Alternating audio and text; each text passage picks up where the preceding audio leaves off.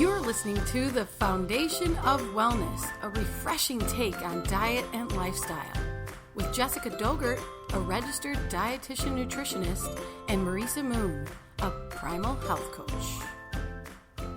Hi, you guys. My name is Jessica, and I'm a registered dietitian nutritionist, and you can learn all about me on my website at jessicadogert.com. Hello, it's me, Marisa Moon, and I'm a certified primal health coach. I'm an intermittent fasting instructor who helps people stop all the endless dieting and take control over their life by adopting an intermittent fasting lifestyle that's totally flexible and awesome in my online course called Intermittent Fasting Freedom. And you can learn more about me on my website at marisamoon.com. We're so happy you guys are here. We have an exciting guest today. Yeah, so our special guest today, her name is Hailey Rowe, and she's a business coach for health coaches and wellness professionals, and she is also the host of the Health Coach Nation podcast and Facebook group. So for over 8 years, Hailey has worked in the health coaching industry, as well as in business development and marketing for companies, big deal companies like Bulletproof, Energy Bits, who we just had on our podcast, Upgraded Labs, and so much more. She's also a certified behavioral change specialist, nutrition specialist, personal trainer, and human potential coach. So her philosophy is by changing your thoughts, your mindset, your habits, anything is possible. So if you want to learn more about Hailey, go to her website, haileyrowe.com, or Instagram, Hailey_Rowe, and her last name is Rowe.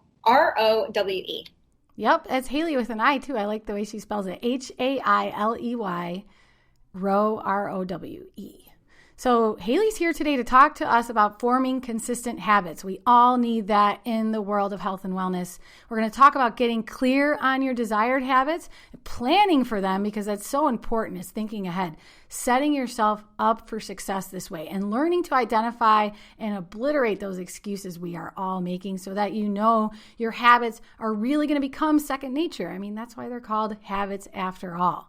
Hailey created some awesome tools for you guys that are totally free, so get ready for a world of inspiration in the next hour or less. Hailey, welcome to the Foundation of Wellness podcast. Thank you so much for having me. I'm really excited to be here. Heck yeah, we are excited to learn about habits because even as a health coach, I need help with that. Oh, yeah. I think about that all the time. Like when I'm teaching my clients, I'm like, I need this in my own life. It's so easy to fall off the bandwagon and lose your routine from traveling or a busy work week. And it's like you need to establish easy habits, kind of like your post, Marisa. You can't do it all at once. You have to form habits first and move on to the next ones. Yeah. Hailey, you've got some great ways to get clear on our habits. Why don't you tell us one of the ways you can hone in on what's most important to you? Yeah.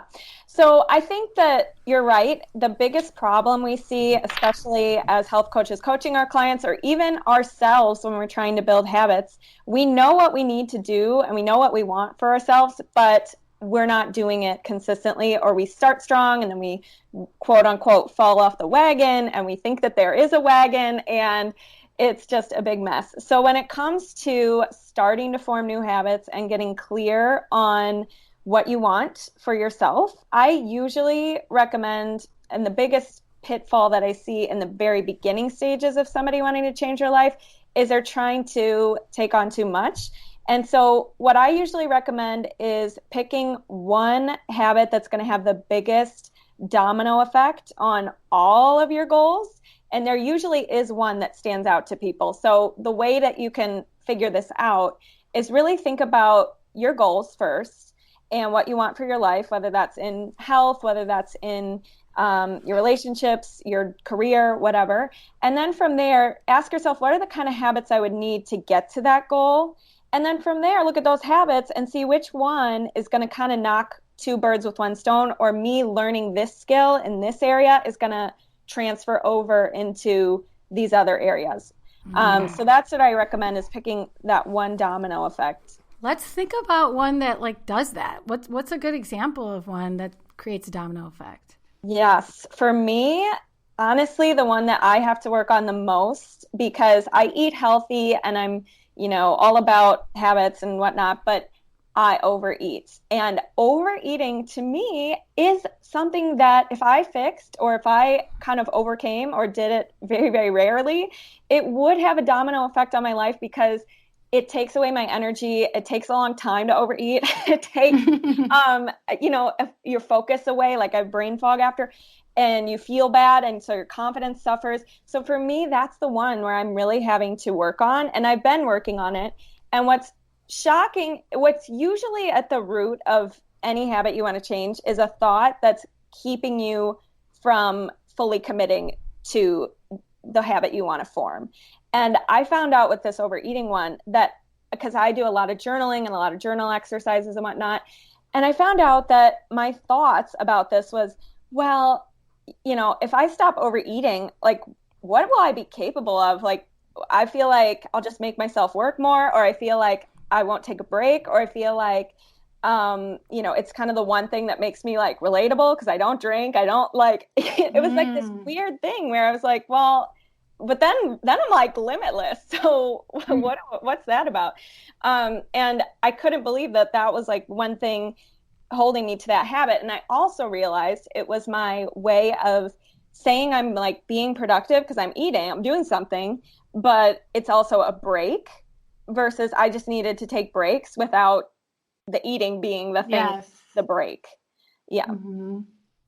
So you realized that it was like paired together. You in your brain, you associated being on any sort of break meant it's snack time, it's eating time. Exactly. It's like, well, I can't, because I thought, oh, it's bad to take a break. It's bad to just sit and do nothing. So I might as well be eating because you got to eat. And so that was like, makes no sense, right? You can take a break without eating and it's actually more restorative for your day. But it's for somebody like me who's very type A and very perfectionistic. And I've worked as a health coach, I've worked with a lot of people who are former perfectionists too. And we've had to be like, no, it's very productive to take a break sometimes. Mm-hmm. And you don't need a buffer to allow yourself to do that. You don't need eating to allow yourself to do that. Mm-hmm. It makes you wonder, is it really even a break if you're eating? Right. Yeah. Because what comes after overeating? Oh, I shouldn't have done that. Oh, the mental beatdown. And that wears you out too. Yeah. I mean, I think another good example of this domino effect type of habit is anything really related to self-care. I remember someone just commented on that post that you referenced of mine, Jess. She said, if I don't take care of myself first, what good am I to my family? Because family and self-care were two of her 3 top priorities. And by the way, everyone can find this on my Instagram account at Marisa Moon. And I just told people they have to choose 3 things to focus on. You can't focus on everything. And she was right. I mean, if you don't feel well, if you're not sleeping well, if mom doesn't get her quiet time or her meditation time, whatever it is that really nurtures her self-care, that foundational habit, how is she going to be a good mom? How is she going to be good at work? How is she going to be a good wife? So I like this domino effect idea. I like where you're going with that. Yeah, and you're so right about health being the foundation to just overall personal development and personal growth, because this is a little different, but I will share it anyways because it just shows how important it is to get sunshine, get exercise, eat healthy, get your sleep. They did this study with, and I can't remember who did it, so I'll have to look it up, but they did a study with rats, and they had a group of rats who were isolated, put in like dark cages, weren't really given any social time or anything, like any exercise, things like that. And they had like a morphine thing for them to tap if they wanted it. And then they did another group of rats who were able to be social, able to have sex, able to exercise, get light, etc. And they had the morphine available to them too. And they found that the isolated rats that weren't getting the basics were tapping that morphine all the time versus the ones who were getting all the stuff they needed. They very, very rarely did the morphine. Wow. Yeah. So life is just more rewarding in general when you're sticking with the foundations of wellness. Mm-hmm. Exactly. You got to take care of your health and your basics. If you want to be triggering your brain to want to make good choices, when you're low on sleep and when you're eating food that has a brain reaction to make you want more of it. Like, it's going to be you're making it a lot harder on yourself. Mm-hmm. Absolutely. Okay, so we've thought about the biggest habit to start with. Then what do we do? Okay, now it's the exciting part. So everybody gets excited when they've set this new idea that they want to have a habit. And now we have to ask yourself, what are you willing to feel on your way to making this new habit? Because so often we think that we just expect that we're supposed to feel good at all the time. And when any negative emotions or any hardships or whatever is a bad thing. But really, if we just accept that half of our lives is going to be, we're going to be feeling like it, it's going to be fun, and half of our lives is going to be, we're not going to be feeling like it, we don't have to add suffering on top of that knowing, on top of that pain already. So what I recommend is thinking through, what am I willing to feel on the way to this new habit? I'm willing to feel frustrated. I'm willing to feel, understand that hunger is not an emergency. And I don't, like, for your intermittent fasting people, probably something they're going to have to overcome is, I'm willing to feel hungry and experience it and see if if it's emotional hunger or physical hunger. That would be an example. I'm willing to feel annoyed because this is uncomfortable in the beginning, things like that. So make sure you write those things down, and then also write down what excites you about this and your reasons why you want this habit. Because when you're in the heat of the moment and you've already thought through, I know that this is going to feel this way. I know I'm excited about this because of this why. It's just going to help you feel more anchored to this habit versus just diving in without any prep work. So after you do that, we need to come up with what is going to be your pattern interrupt for the bad habit. So let's say you're trying to stop overeating. In that example, you might have a new protocol that you are completely allowed to overeat. But this time, now when you do it, you have to take out a piece of paper while you're doing it and pause for a few seconds and write down the thoughts in your head that may be driving it, or how you're feeling in that moment, or things like that. Because we need to break the pattern of you just going into autopilot and doing it and create some kind of pause. Same thing with like procrastination and social media. Like if you wake up and you're like, oh my gosh, I have to scroll social media, and then I'm in my bed for 20 minutes scrolling Instagram or Facebook. I had to break that. My new pattern interrupt for that was, I can touch my phone, I can turn it on, whatever, but I have to open up a podcast and start it in my bed, and I can lay there and listen to it. I'm not scrolling social media in the morning. So it was kind of my pattern interrupt. So those are two examples. And then the other thing you have to do, though, is make sure that this new habit that you want seems more attractive and more fun than the old bad habit.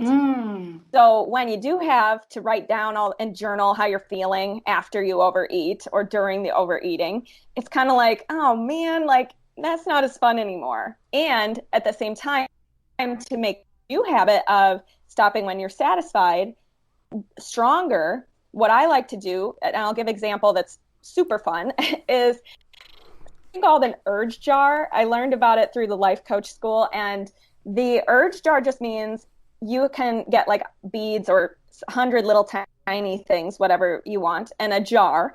And every time you don't overeat or you resist some kind of urge that you know you don't need to eat that extra piece of whatever, you could put a bead in your jar, and your goal is to get to 100. And then once you see the beads collecting, your brain starts to be like, all right, this isn't bad. And you're also reducing, like you're not going gung-ho, like you're not completely transforming overnight, but maybe you eat 3/4 of what you normally eat during an overeat. That counts. We want your brain to be like, what more can I do? This is exciting. This is fun. Versus when you're setting yourself up for a new habit, most people immediately go to what's going to be so annoying about this, what's going to be so challenging.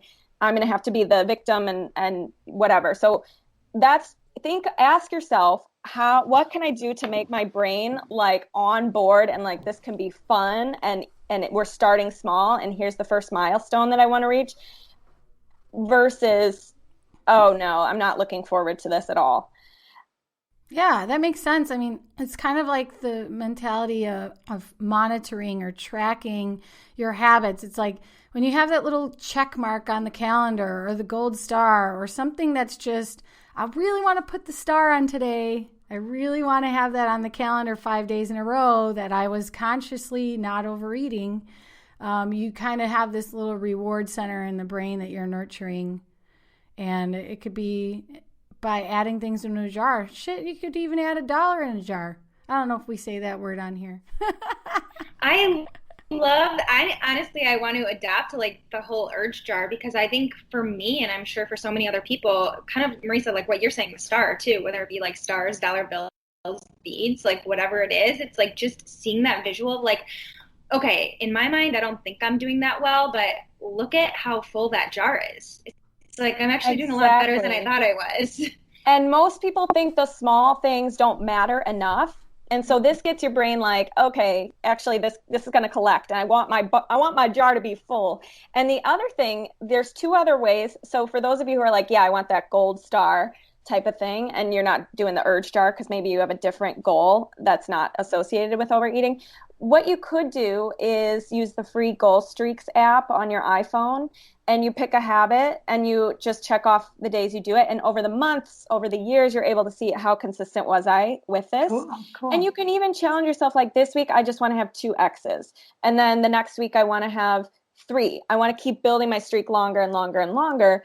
And then the last tool that you can use that's free that will allow you to track your progress, if it's a time related goal, like or habit, like I want to spend 30 minutes a day reading, or I want to spend, whatever it is, you can use the app Toggle. It's TOGGL, and it's free, and it's a timer app. And so you can just start the timer when you're doing it, stop it, and at the end of the week, it'll send you a summary of how long you spent on certain activities. Oh, nice. You got to see it to feel the reward. I mean, just hearing you talk about this, Hailey, reminds me of something I just learned. I wish I had it in front of me, but it was like a really simple quote that it's impossible to get motivated about something that you're indifferent to.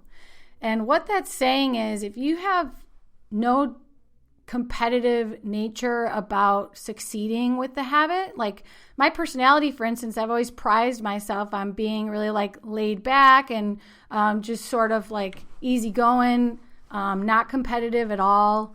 And that's hard when you're trying to reach a goal, because you have this natural tendency to say, it's okay if I don't finish it, I'll be okay, I'll figure something out. And if you're indifferent, how do you expect to maintain that motivation that you need in these examples that Hailey's giving? I mean, you have to spark something in you, that why that you mentioned, Hailey. You have to spark something that says, no, like I am in a competition with myself. I want to see those stars racking up on the chart. I want to see the time building up on my Toggle app. I really want to see the proof, because I'm tired of living this way and it's time for something different.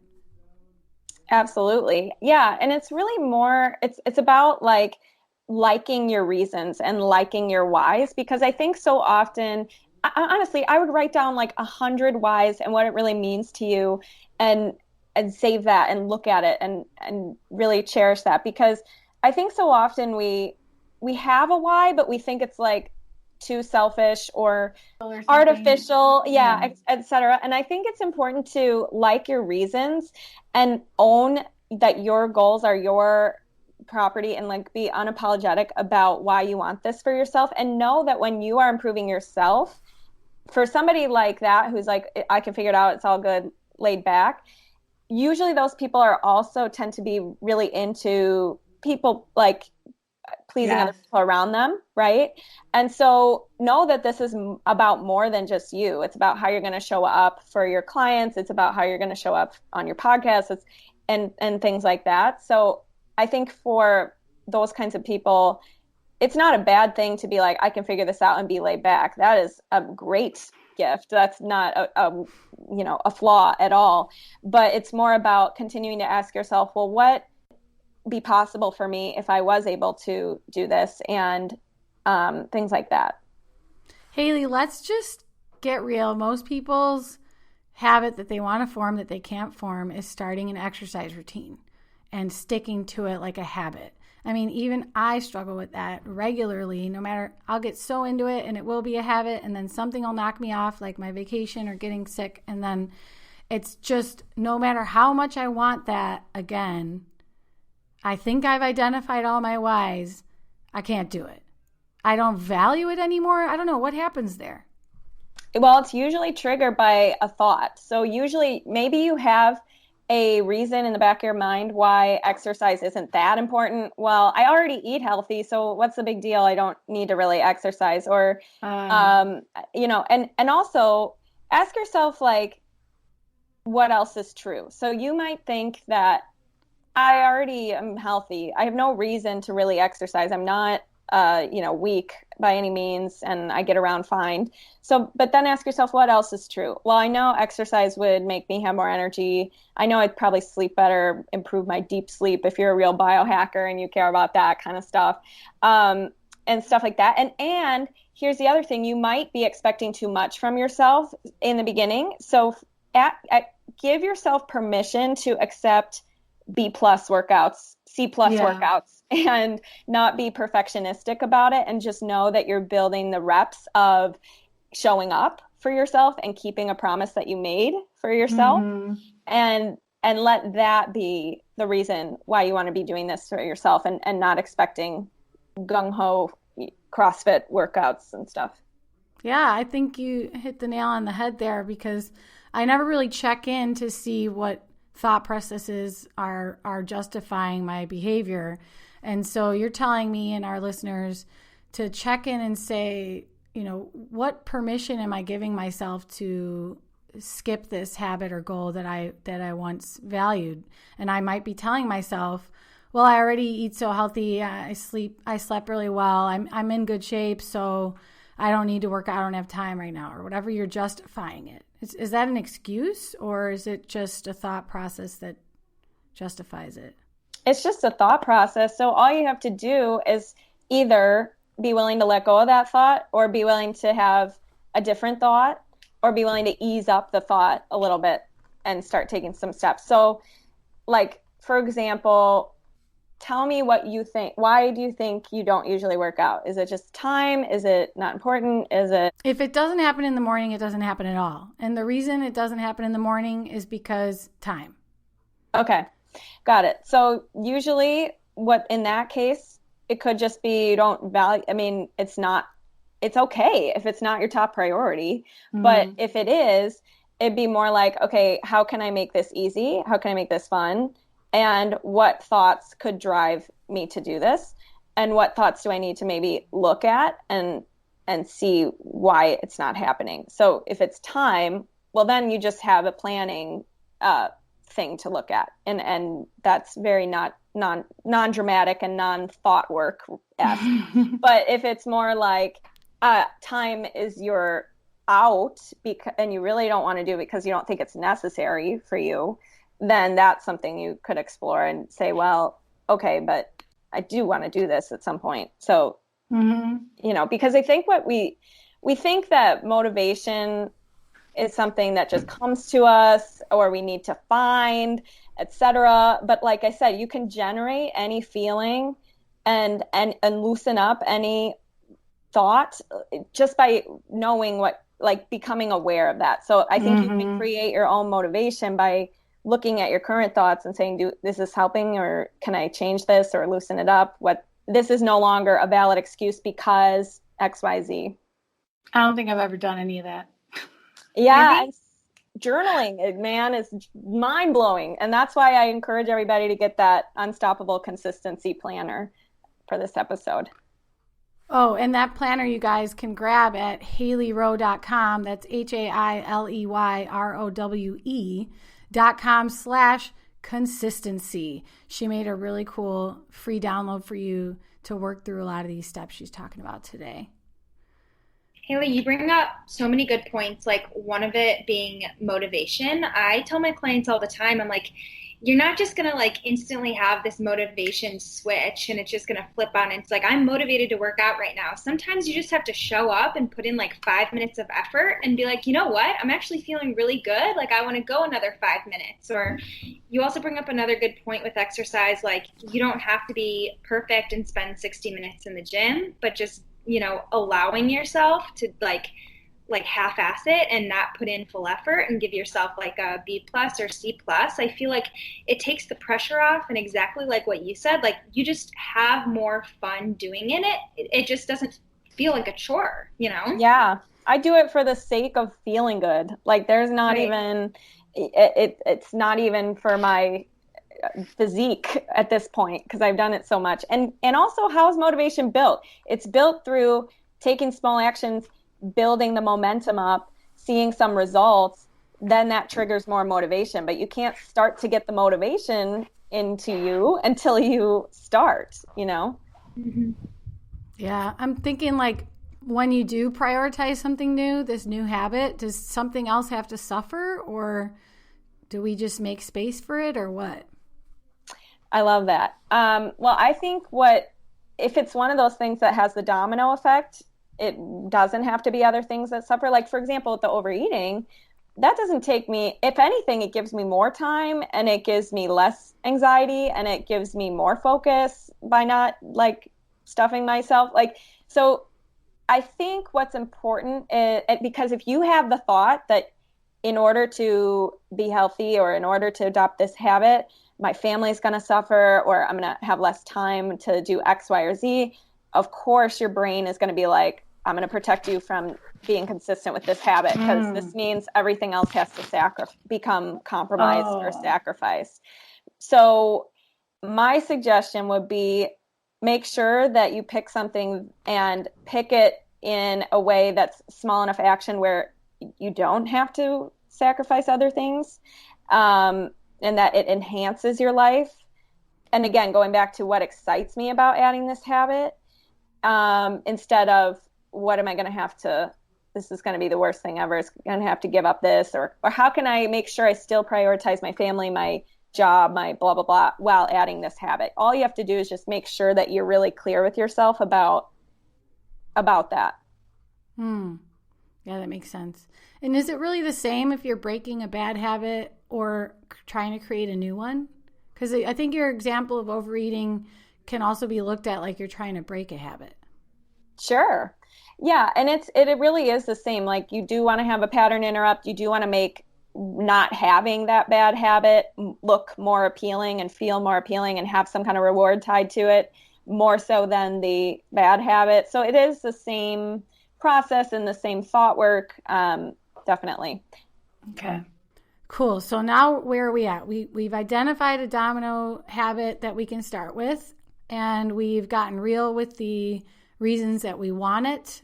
We've created a pattern interrupt if it's going to go somewhere or occur somewhere that we need to check in with ourselves and start to interrupt our brain patterns so that we can make room for this new pattern. And we also are keeping track of it so that we can reward ourselves or have some sort of visual cue that it's happening and it's accumulating. Where are we at next? Do we have to do any more planning?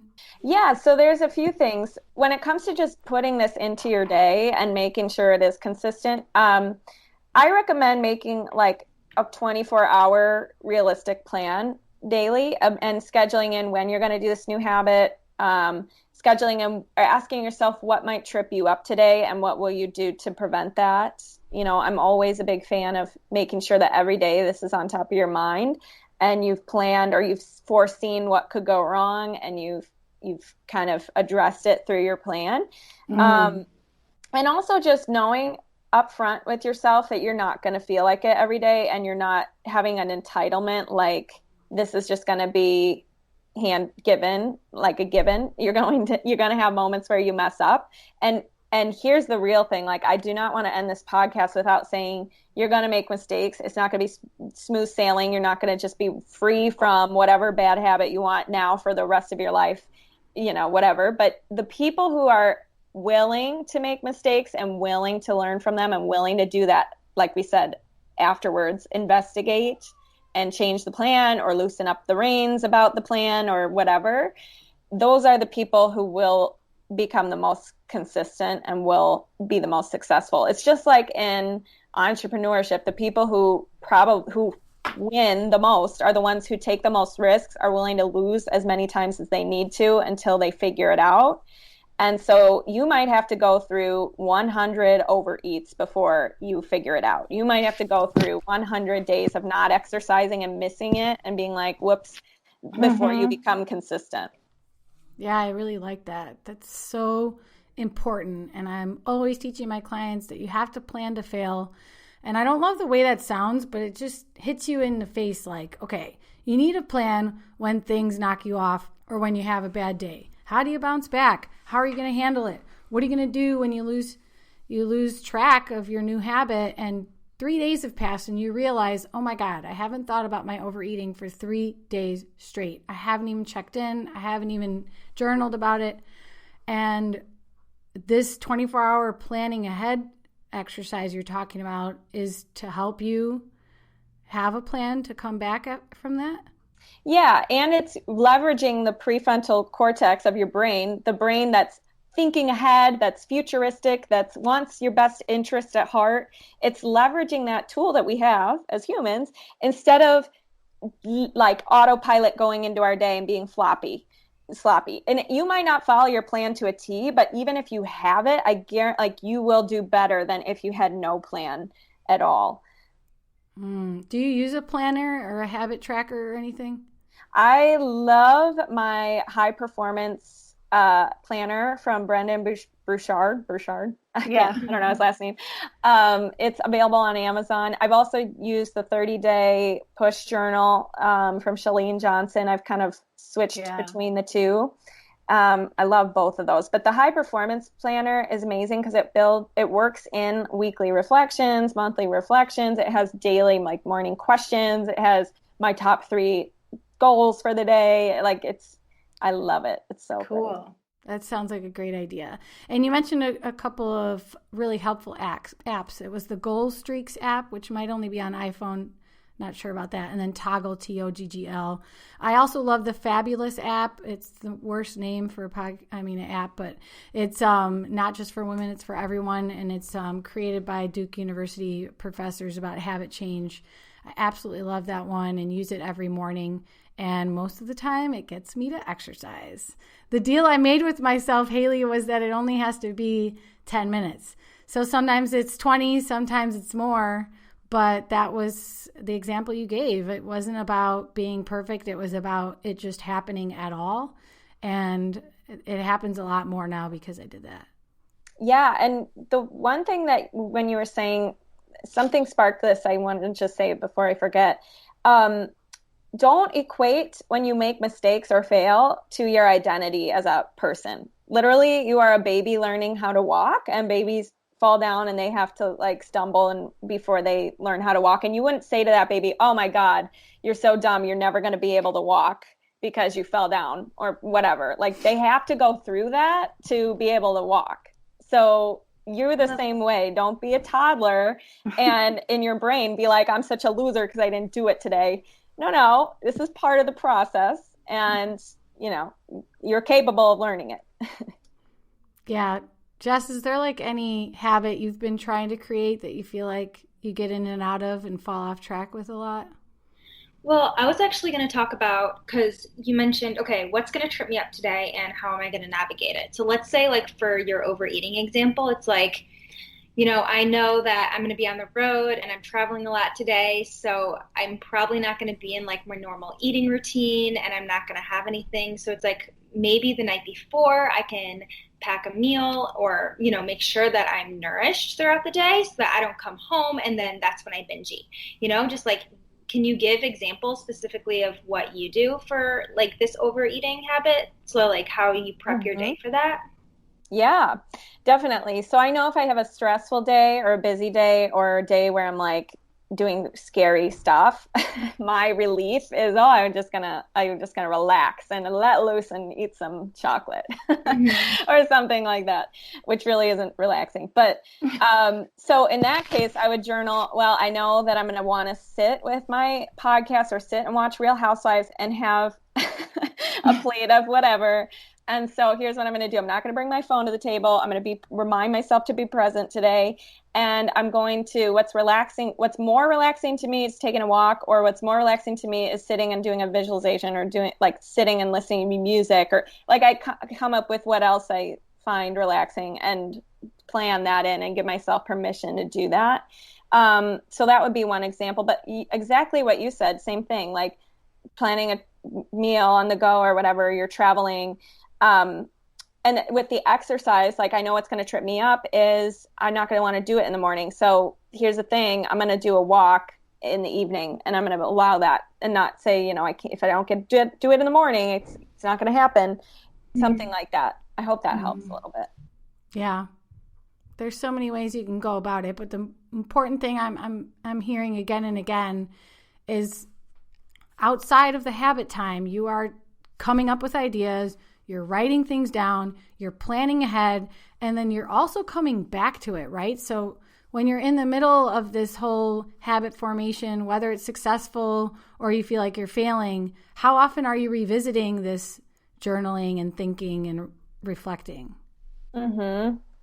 Well, daily. Every day I journal in the morning. It's changed my life completely. And if I don't, just like you guys are big fans of clean eating, I am a big fan of clean thinking. And when we get our minds all dirty and we have all this doo-doo in our heads, and it's just, we're carrying it with us all day. It's like a big, heavy diaper that we're wearing all day long. And so in the morning, if you can do a thought download and just barf your thoughts on a piece of paper without judgment and without resistance, and be like, this is where I'm at, this is what I'm thinking, I don't feel like it today, and that's okay. What else is true? Ask yourself better questions. Your day will just be so much better. So if you can make time to do it every morning, and now if you're new to this, you can do every evening too. I tend to just do the mornings, but as many times as you need to prevent drifting.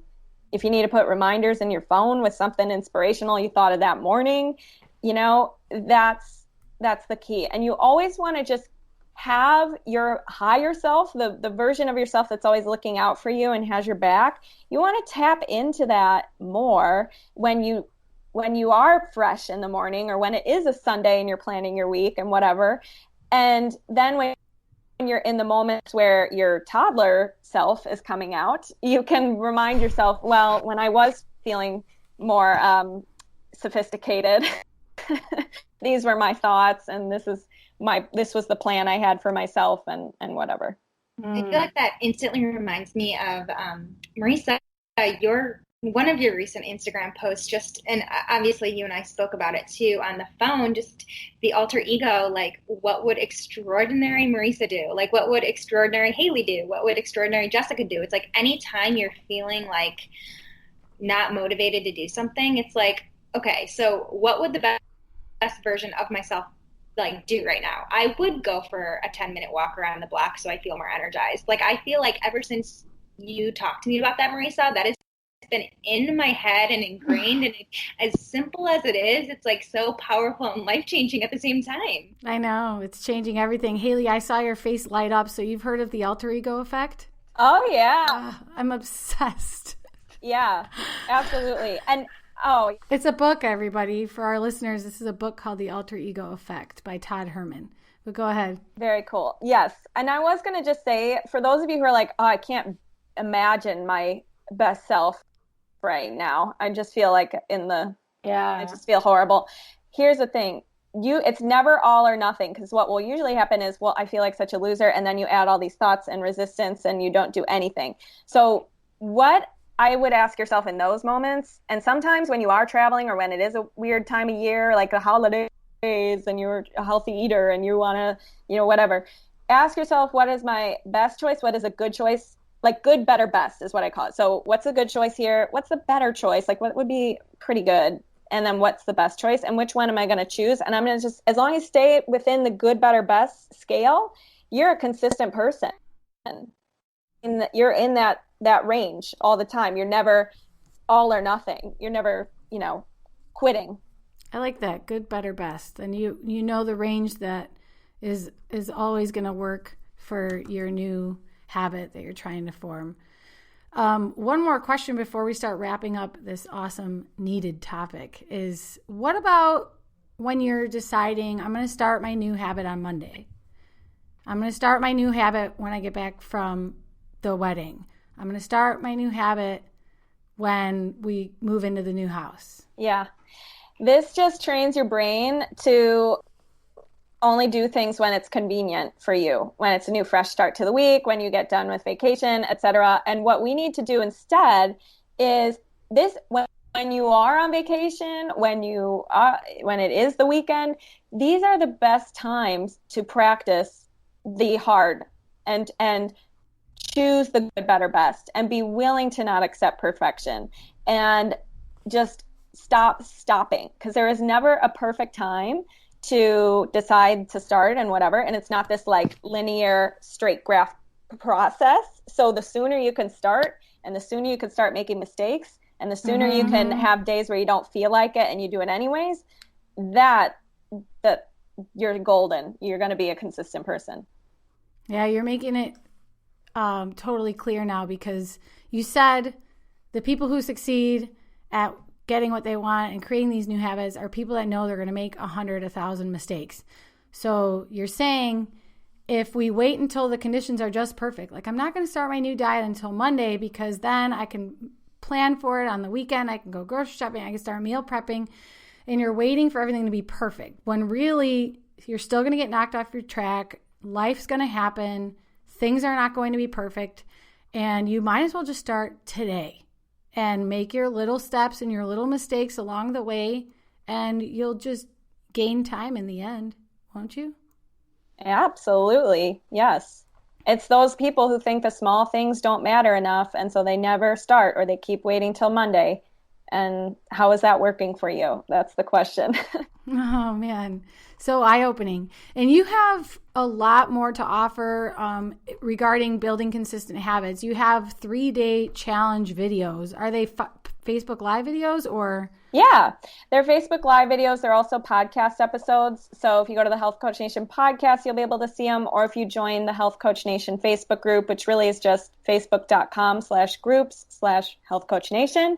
And you don't have to be a health coach to join, although we do have a big group of health coaches in that group.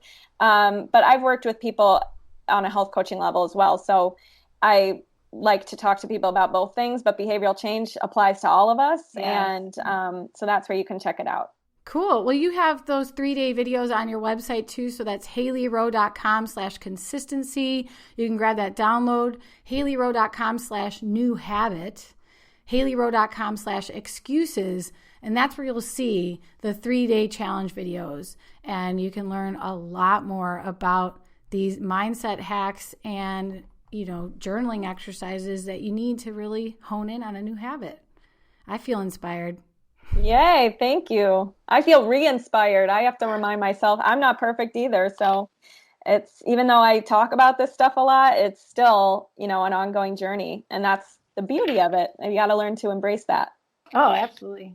Hailey, I'm so excited. I'm just going to get like a vase or a jar and use that. I don't know if I want to put like dollar bills in it or beads, but I'm really excited to do that trick of yours. Yeah, go to the dollar store or something. I'm sure they'll have something. I think I'm such a visual person that I feel like it's so important. What is yours going to be for?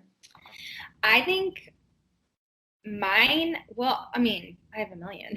I think exercise is a big one because I noticed that I feel so much better after I work out, even if it's like a quick walk around the block, but I'm so inconsistent. I think I've been really inconsistent because I've been traveling a lot, which none of it's an excuse, but I think that will help me so much in terms of like creative blocks when I'm writing. I think it could be such like a domino effect, like what you were talking about earlier. Yeah, love it. Cool. Well, Let me know how it goes. You know what? They should you should do an urge jar like challenge and have them tag your podcast Instagram or something and me and show us get your urge jars or whatever and tag us. We should do that. Should we? Yeah, totally. Okay, so if anybody is going to create an urge jar after this, we want to see a picture of it. Post it on your stories. Tag at foundationofwellness_podcast, or you can also tag Hailey Rowe on Instagram at Hailey_Rowe. And we want to see, are you using an urge jar to track your progress and give yourself these little wins and reminders that it really is making a difference in the long run? And Hailey, does it have to be for one habit, or can the jar be like Jess was saying, just every time I'm doing something I'm proud of, I want to add it in there?